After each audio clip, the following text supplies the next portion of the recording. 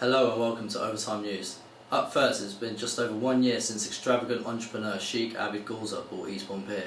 With plans to launch a casino and champagne boat trips, many thought the entrepreneur was too ambitious for Eastbourne.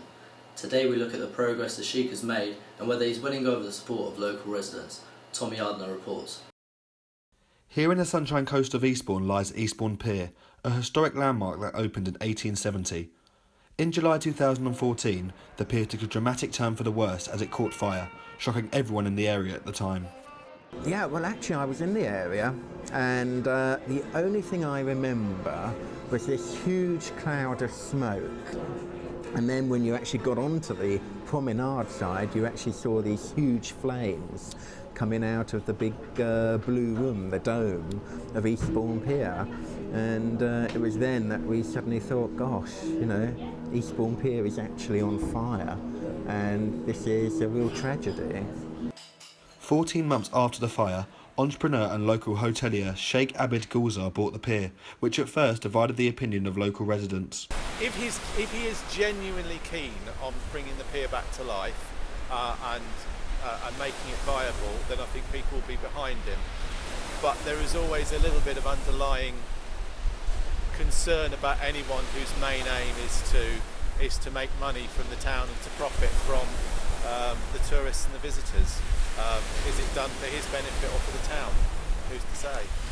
They're old and Eastbourne, look at it. They're old and stayed in the ways.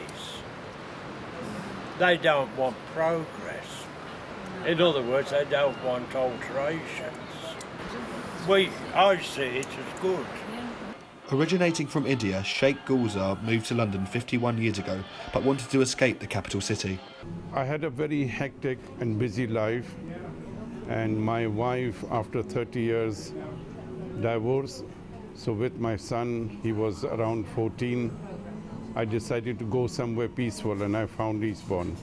And if I live to be 100, I'll still be living in Eastbourne. Since his takeover, Sheikh Gulzar has made significant changes to Eastbourne Pier, including a brand new jazz bar called 1901.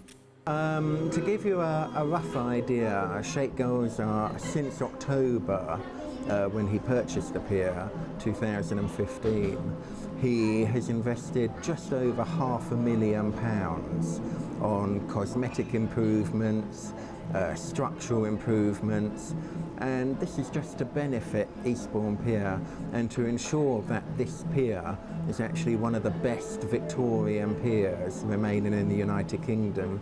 With no help from the local council, Sheikh Gulzar has invested all of his own money into Eastbourne Pier's development.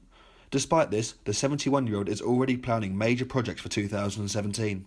One of my top priorities is to bring the boats. They can go from here to Hastings, Brighton, and people can have a top quality drive on the seafront on this luxurious boat. I have one in mind, and I have made an offer, and we might be able to buy it ourselves. Some residents have criticised various changes the Sheikh has made to the pier, but Mr Gulzar isn't worried about the critics. I think in life you will always find there is 5% of people who will criticize and condemn anything. If it's raining, they'll criticize. If it's sunshine, they'll say it's too hot. So I don't take notice of those people. This country owes me nothing, but I think I owe a lot to this country. All of us, we need to put things down and make tomorrow better for our children. With a successful 2016 and significant investment in line for 2017, Sheikh Gulzar really has put his money where his mouth is, in the attempt to make Eastbourne Pier the greatest in the country.